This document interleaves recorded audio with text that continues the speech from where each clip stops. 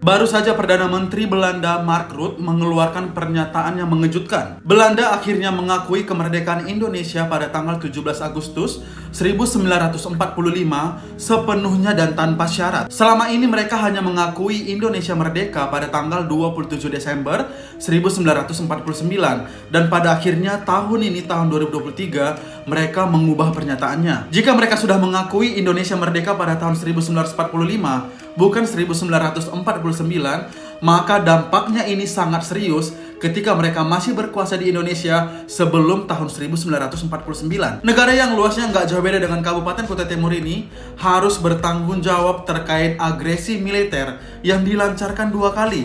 Yang pertama adalah agresi militer Belanda 1 Juli 1947 dan yang kedua adalah Desember 1948. Karena mereka secara sah telah menyerang Indonesia sebagai negara yang berdaulat. Pemerintah ataupun presiden harus serius menangani ini. Setidaknya Belanda diminta ataupun dituntut untuk ganti rugi. Karena agresi militer Belanda 1 dan Belanda 2 pada saat itu sangat dikecam oleh dunia. Yang kedua, pernyataan Belanda yang mengatakan Indonesia merdeka tahun 45 baru di tahun 2023 ini itu ibaratnya merendahkan harga diri dan martabat bangsa. Yang ketiga, jika Belanda sudah mengakui Indonesia merdeka tahun 45, Belanda harus membuat pernyataan dengan jelas berapa lama sebenarnya Belanda menjajah Indonesia. Pernyataan 350 tahun sepertinya tidak benar. Selama ini sejarah mencatat kalau Belanda menjajah Indonesia adalah selama 350 tahun.